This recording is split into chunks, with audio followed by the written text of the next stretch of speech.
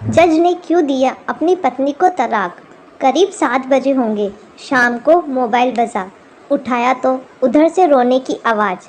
मैंने शांत कराया और पूछा कि भाभी जी आखिर हुआ क्या। उधर से आवाज़ आई, आप कहाँ हैं और कितनी देर में आ सकते हैं। मैंने कहा, आप परेशानी बताइए। और भाई साहब कहाँ हैं, माताजी किधर है, आखिर हुआ क्या। लेकिन उधर से केवल एक रट कि आप आ जाइए। मैंने आश्वासन दिया कि कम से कम 1 घंटा पहुंचने में लगेगा। जैसे तैसे पूरी हड़बड़ाहट में पहुंचा। देखा तो भाई साहब जज सामने बैठे हुए हैं। भाभी जी रोना चीखना कर रही है। 12 साल का बेटा भी परेशान है। 9 साल की बेटी भी कुछ नहीं कह पा रही है। मैंने भाई साहब से पूछा कि आखिर क्या बात है। भाई साहब कोई जवाब नहीं दे रहे थे। फिर भाभी जी ने कहा, ये देखिए तलाक के पेपर, ये कोर्ट से तैयार करा के लाए हैं। मुझे तलाक देना चाहते हैं। मैंने पूछा, ये कैसे हो सकता है। इतनी अच्छी फैमिली है, 2 बच्चे हैं, सब कुछ सेटल्ड है। प्रथम दृष्टि में मुझे लगा ये मजाक है, लेकिन मैंने बच्चों से पूछा, दादी किधर है।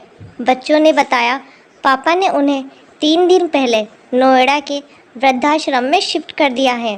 मैंने घर के नौकर से कहा, मुझे और भाई साहब को चाय पिलाओ।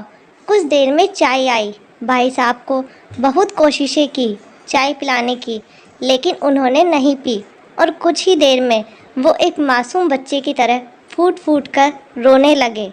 बोले, मैंने 3 दिन से कुछ भी नहीं खाया है। मैं अपनी 61 साल की माँ को कुछ लोगों के हवाले करके आया हूँ। पिछले साल से मेरे घर में उनके लिए इतनी मुसीबतें हो गई कि पत्नी ने कसम खा ली कि मैं माँ जी का ध्यान नहीं रख सकती। ना तो ये उनसे बात करती थी और ना ही मेरे बच्चे बात करते थे। रोज़ मेरे कोर्ट से आने के बाद माँ खूब रोती थी। नौकर तक भी अपनी मनमानी से व्यवहार करते थे। माँ ने 10 दिन पहले बोल दिया, बेटा तू मुझे ओल्ड एज होम में शिफ्ट कर दे।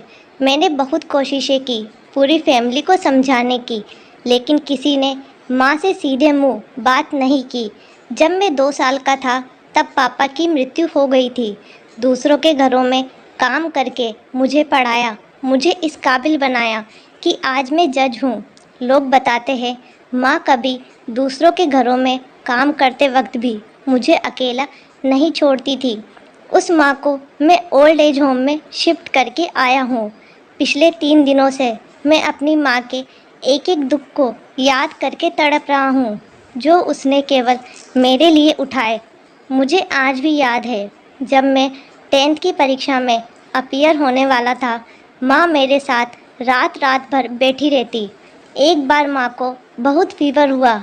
मैं तभी स्कूल से आया था। उसका शरीर गर्म था, तप रहा था। मैंने कहा, माँ मुझे फीवर है।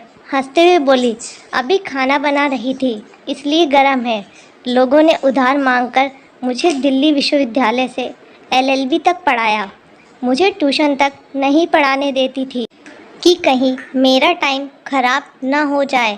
कहते कहते रोने लगे और बोले, जब ऐसी माँ के हम नहीं हो सके तो हम अपने बीवी और बच्चों के क्या होंगे। हम जिनके शरीर के टुकड़े हैं, आज हम उनको ऐसे लोगों के हवाले कर आए जो उनकी आदत, उनकी बीमारी, उनके बारे में कुछ भी नहीं जानते। जब मैं ऐसी माँ के लिए कुछ नहीं कर सकता, मैं किसी और के लिए भला क्या कर सकता हूँ। आज़ादी अगर इतनी प्यारी है और माँ इतनी बोझ लग रही है, तो मैं पूरी आज़ादी देना चाहता हूँ। जब मैं बिना माँ बाप के पल गया तो ये बच्चे भी पल जाएंगे। इसलिए मैं तलाक देना चाहता हूँ। सारी प्रॉपर्टी इन लोगों के हवाले करके उस ओल्ड एज होम में रहूँगा। कम से कम मैं माँ के साथ रह तो सकता हूँ। और अगर इतना सब कुछ करके माँ आश्रम में रहने के लिए मजबूर है, तो एक दिन मुझे भी आखिर जाना ही पड़ेगा। माँ के साथ रहते रहते आदत भी हो जाएगी। माँ की तरह तकलीफ़ तो नहीं होगी। जितना बोलते उससे भी ज़्यादा रो रहे थे। बातें करते करते रात के 12:30 हो गए। मैंने भाभी जी के चेहरे को देखा। उनके भाव भी प्रायश्चित और ग्लानि से भरे हुए थे। मैंने ड्राइवर से कहा, अभी हम लोग नोएडा जाएंगे। भाभी जी और बच्चे भी, हम सारे लोग नोएडा पहुँचे। बहुत ज़्यादा रिक्वेस्ट करने पर गेट खुला। भाई साहब ने उस गेट कीपर के पैर पकड़ लिए। बोले, मेरी माँ है, मैं उनको लेने आया हूँ। चौकीदार ने कहा, क्या करते हो साहब? भाई साहब ने कहा, मैं जज हूँ। उस चौकीदार ने कहा, जहाँ सारे सबूत सामने हैं, तब तो आप अपनी माँ के साथ न्याय नहीं कर पाए, औरों के साथ क्या न्याय करते होंगे साहब? इतना कहकर हम लोगों को वहीं रोककर वह अंदर चला गया। अंदर से एक महिला आई जो वार्डन थी। उसने बड़े कातर शब्दों में कहा, 2 बजे रात को आप लोग लेके जाके कहीं मार दे तो मैं अपने ईश्वर को क्या जवाब दूंगी? मैंने सिस्टर से कहा, आप विश्वास करें, ये लोग बहुत बड़े पश्चाताप में जी रहे हैं। अंत में किसी तरह उनके कमरे में ले गई। कमरे में जो दृश्य था उसको कहने की स्थिति में मैं नहीं हूँ। केवल एक फ़ोटो जिसमें पूरी फैमिली है, और वो भी माँ जी के बगल में, जैसे किसी बच्चे को सुला रखा है। मुझे देखी तो उनको लगा कि बात न खुल जाए, लेकिन जब मैंने कहा हम लोग आपको लेने आए हैं, तो पूरी फैमिली एक दूसरे को पकड़कर रोने लगी। आसपास के कमरों में और भी बुजुर्ग थे। सब लोग जागकर बाहर तक ही आ गए। उनकी भी आंखें नम थीं।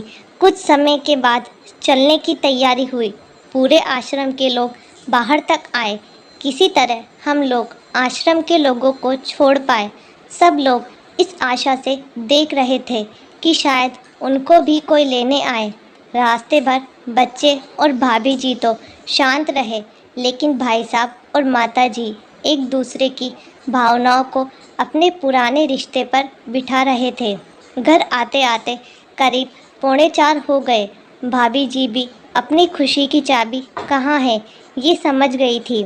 मैं भी चल दिया, लेकिन रास्ते भर वो सारी बातें और दृश्य घूमते रहे। माँ केवल माँ है, उसको मरने से पहले न मारे।